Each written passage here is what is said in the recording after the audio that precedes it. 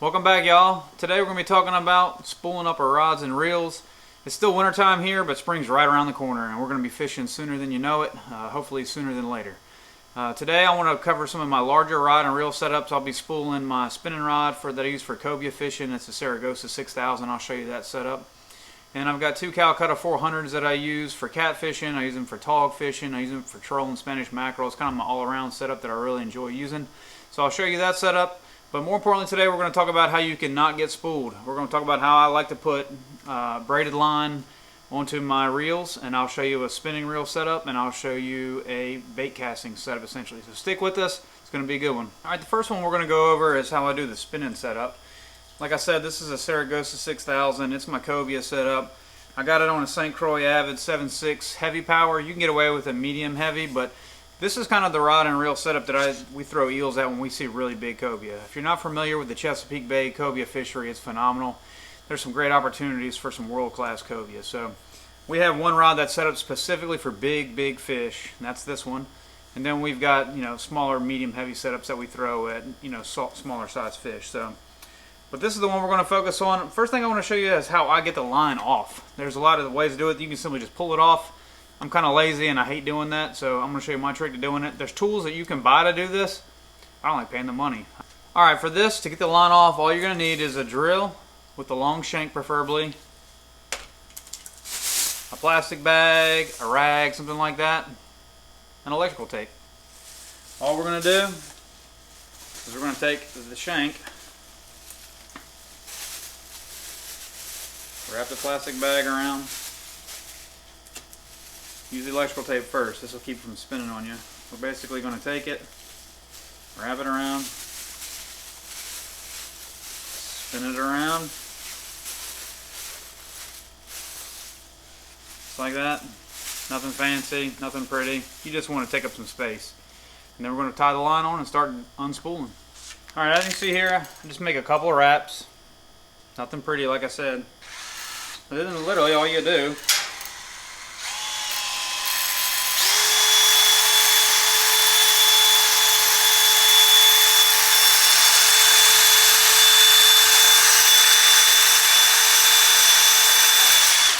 Super simple, guys. I don't make you watch the whole thing, but we're going to go. Make sure you pay attention at the end that you don't rip it off. When you get close, slow it down. Alright, we got the spool free, clean of all line. It's been wiped down, cleaned up, ready to add line back to it. It's really important that if you are going to use braided line, especially thin braided line, that you want to put some backing on first. There's a lot of reels on the market now that say that they're braid ready or whatnot. I'm kind of old school and I don't really care. I like to make sure that if I hook up to a fish of a lifetime, I have every chance to land it. I've never gotten down to the backing on my reel, which is a good thing. But just in case, I'm going to back mine with some monofilament. It's cheap, and it doesn't. The other benefit is I don't have to use so much braid because braid's expensive, right? This Saragossa 6000 will hold a ton of braided line because it's so thin. So we're going to first start off by backing it with some. It's just 60-pound trilene monofilament. We're going to put that on, add maybe, I don't know, a sixth of the reel in this backing. And then we'll tie a knot to get it to the braid. But in order to do that, I like to just go through. So here's my spinning reel. The first eye, I like to get the line started through there. Bring it on down. And then we're going to tie an arbor knot to get it around the reel. All we're going to do, make sure that our line is going on the same way that it's coming off the spool. So if you look at your spool, it's going to come off one way or come off the other way. And when it's going on, you want to keep that kind of same. This line's got a ton of memory in it because it's old. You're just going to spool it on real slow. But you want to keep tension up a little bit above the reel, not real high. And like I said, we're not going to fill this spool by any means. We're just going to try to get a good backing layer on here, and that's probably plenty. All I'm doing is, all the backing does is prevents, if you think about your spool and the braid, if you got that soft, smooth braid wrapped around the shiny part of the spool, the aluminum spool, and you get down close to a fish, the whole line can actually turn on the spool and you can't get any traction on the fish, and you can lose a fish that way. So the backing is, the monofilament makes it a little bit stretchier, a little bit stickier, and it sticks to this reel better. So I highly encourage you guys to use it, but I'm gonna show you how I go now from my backing to my braid. All right, so from going from my backer to my braid, I'm gonna use an FG knot. There's a lot of video out there that suggests that this is one of the strongest knots to go from braid to mono, especially with this bigger line. I've always used it on my leaders, but now I start to use it for everything. If I'm going from braid to mono, I'm using an FG knot. One trick I like to use is once you get your spinning reel spooled up, to keep all the line from spitting off, because this is some big backing, just save yourself a lot of frustration. Take a little piece of electrical tape. It'll keep that part of your line tight. Give yourself plenty of working lead. That's cheap mono, you can cut it off. But all we're gonna do now is we're gonna find some way to set the rod facing away from us, okay? So now I've got that working tag end, and I've got my braid. There's a lot of ways you can watch online and do this. People do it with their fingers. I do it with my teeth for one reason, because a lot of times when you break line out on the boat, you're gonna be tying this knot, you know, in some rough water, if it's windy, whatever. So put your rod and the rod holder away from you. Take the braid. I've got mine on a weighted down to simulate, you know, so I can add tension to it and it doesn't move. So I've got a you know, a 10-pound anchor essentially sitting on top of my braid spool that lets me keep tension on it. And then I'm just going to take this, I'm put it in my mouth, pull back on it, and then you're going to take your backing and wrap it over the top one time. Okay, so here's this. Here's my leader, I got it underneath. Give yourself plenty to work with. And just pinch it and go under one time. And then the opposite side under one time. You're using this finger so that you can keep, you know, tension on it so it doesn't slip. Go under the other side again, under the other side again. Every time you do this, you're going to make sure that you have a nice looking, it slides down nicely on the reel or on the line. And we're going to do this 20 to 30 times. I'm going to do 25, but I'm not going to make you watch that. All right, so we got our knot wrapped 25 times. It's going to look nice, seated well. All we got left to do now is take this piece right here, the tag end and the piece going back to the spool. You're going to tie an overhand knot over both of those pieces, okay? It's hard to video. And essentially what that's going to do is that's going to lock the knot in place. Now nothing's holding it, right? So there's a lot of good videos you can find on YouTube where people use large line to show you how to make this knot. And when I first started tying this knot, it was frustrating. It took me some time to figure it out. But once you figure it out, I promise you it's worth the frustration and the time. I can tie one now in about probably 30, 45 seconds. So it's, you know, it's quick and easy. But you know, we've got our knot cinched in place. We got to finalize it now. We're just going to take, pretty much slide it down to where that is. We're going to cut off the tip of that. And now we're just simply going to make a couple overhand knots on the braid itself. I'm shaky, I've drank so much coffee this morning. And slide it down. That just keeps it from slipping. It dresses up the tip of the braid. Slide it on down, tighten it up. And that's as strong as it's going to get, guys. We'll take this this piece right here off, the extra braid that we don't need. You're going to need scissors to cut braid, I promise.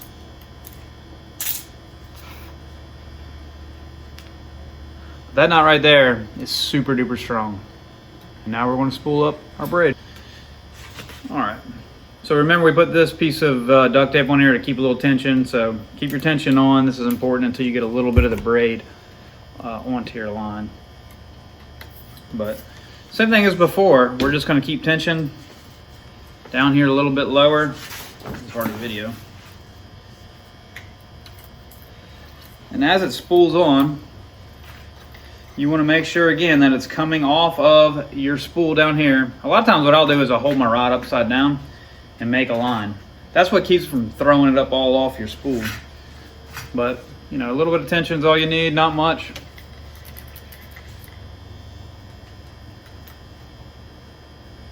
Start reeling.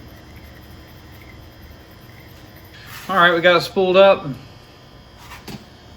gonna go ahead and just take this little piece of duct tape because I don't know what I'm gonna be doing with this rod first. I'm not sure if we'll be, depending on the weather, we might chum a little bit. I hate chumming, but it's a great way to catch big cobia.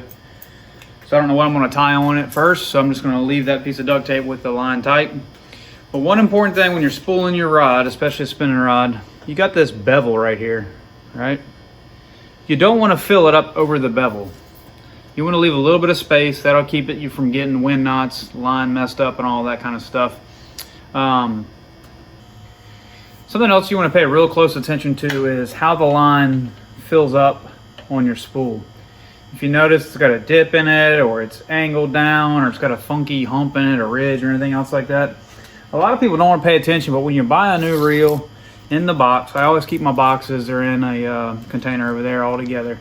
But they come with these adjustment washers, okay? And so basically, by taking away or removing some underneath here, you take your spool off. I just got this extra spinning rod sitting around. I want to show you inside of here, that's where these washers are. And by taking some of these washers out, or by adding some of the washers back in, you can adjust the way that the line feeds onto your spool. So if you notice when you're reeling your line in, if it's kind of wonky, you got to play around with it and figure out, do you need to add some washers or do you need to take some away? But at the end of the day, make sure you're paying attention and adjust that if you need to. So that's the spinning rod. Let's get into the casting rod. All right, so let's get into the Baitcaster setup. Like I said, I've got the Cow Cutter 400 here. It's a well-known rod and reel setup made by Shimano. It's high quality. I really like it. One modification I did make is I take off the handle that it comes with, and I put in this power handle, because sometimes I'll be reeling, if I'm using this for chumming, I'll be reeling in, you know, 60, 70 pound cobia, hopefully. We get a big run of big bull reds here in the early spring. And so I like to have this additional power, but other than that, it's a standard setup. And we're gonna take the line off this one, similar to the way we did the other one. But with a Baitcaster, you gotta make sure you got a little bit of pressure on here with one hand. And I'm gonna try to film it for you, but a little bit of pressure here, and then hold the drill and just pull it all off. Using the same setup, click the button.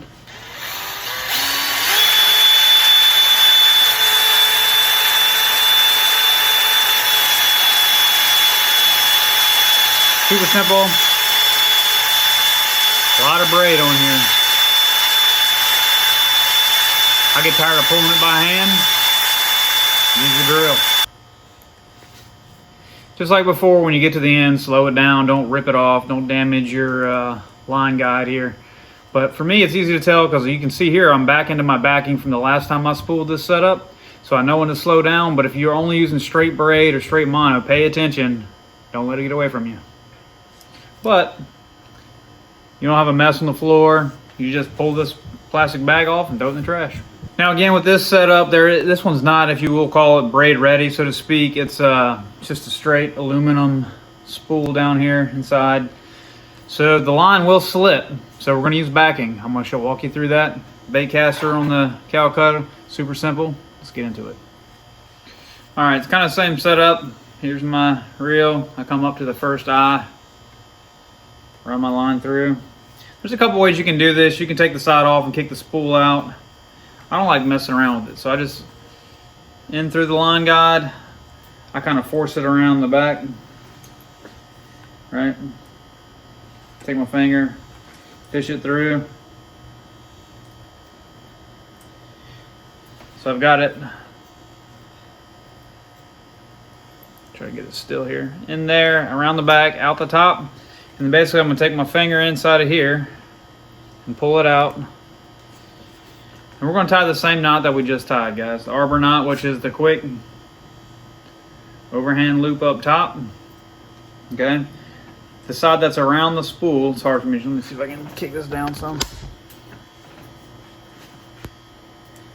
You got around the spool.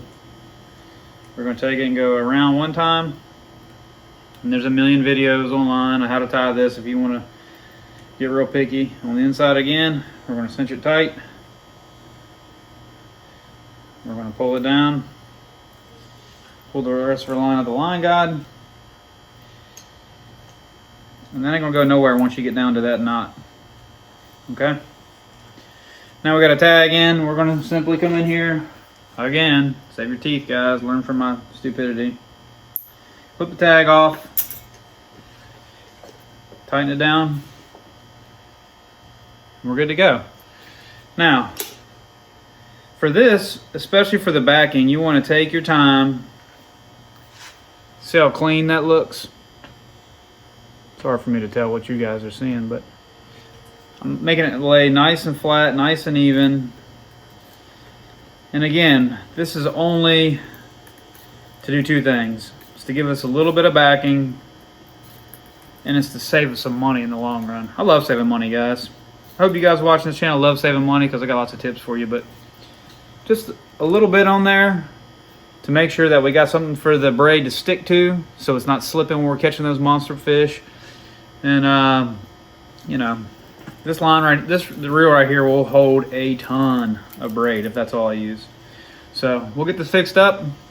We'll get to going to braid. All right, guys, like I said before, electrical tape. Save yourself the frustrations. Keeping this line tight keeps you from getting a lot of line spitting off the spool. But when we're ready to go, we'll tie the FG knot on from our mono to our braid. I've already showed you how to do that. There's a lot of videos specifically on how to tie an FG knot that are better videos than I can currently make, so check those out. Just Google it. But when you're doing the Baitcaster, it's different than the spin caster. In the spin caster, we said it's got to go on the right way, that the same direction that your reel is turning. With the Baitcaster, you got a line guide that's kind of putting the line on for you. You want to make sure though that your line is coming off of your spool onto your spool. So if you're thinking about it, you want it coming off the same direction it's going on. You don't want to take it off this way to pull it on. You want to make sure that your reel is facing your reel, so to speak. And the easiest way that I've found to do it, and you guys can just take your spools in and get them spooled by somebody, but I'm telling you, they are charging you an insane amount of money to do something that's super simple. It's winter time. You got nothing else to do. You might as well do it yourself. Save yourself the money. Buy the big spool. You're going to use it over and over and over and over again if you're for real about fishing. But this is going to take a buddy. If you're using the small spools, you know, if you can't afford a large spool and you're using a small spool, when I was growing up, I used to take a pencil and stick it through and just wedge the pencil between my toes and pinch the spool tight enough. The secret is you don't want this thing to free spool. You don't want it to just spin on its own when you're reeling it in, because you'll get backlash on this big spool, which is a terrible thing. So get a buddy, get you a screwdriver that's round, and make sure they're where they need to take their fingers and just gently apply pressure so that if you stop reeling, this stops spinning. It's that simple. I got my favorite fishing partner with me today. Lean down, I can see you. He's world famous, great fisherman. I got him holding the screwdriver for me. So all I got to do is take off this electrical tape, keeping a little bit of pressure on so it doesn't kick off. The spool, I'll hold on to that. And literally, Thomas is going to walk over there. Take a step back. There you go. And then I'm just going to hold this. He's going to let it spool. It's just like reeling in a fish. So as I'm doing this, kind of guiding the line the best that I can, trying to make it fill up nicely, Thomas is holding the screwdriver, letting the spool spin at the same speed as this. He's not putting any pressure on it really. He's just keeping it from spinning backwards. So take a few minutes. It's good practice. Warming up the fishing arm. It's a fish workout. And we'll be back. Alright guys, that's pretty much it. We got it spooled up. You'll notice on here it's hard to tell, but you don't want to fill it. You can barely see the line where the spool ends. You don't want to overfill it, but you want it to be full. You get greater casting distance. If you hook up to a fish, you want as much line as possible to make sure you don't get into that backing that we talked about earlier. But now we're ready to go. So hopefully in about a month and a half, we'll start hooking them some fish. We'll put them online for you. That's it, guys. So I hope that you learned something new today. If you hadn't had the confidence to do it yourself before, now you know how to spool your own reels, whether it's a Baitcaster or a spin caster. If you've been doing it a long time, I hope you learned some new tips and tricks, how to get it on, how to get it off of the reel quickly. So if you guys enjoyed it, give me a thumbs up, subscribe if you haven't already. That's the easiest way you can to support the videos that I make. But ultimately, I hope you enjoyed them. Have a great day. We'll see you on the next one.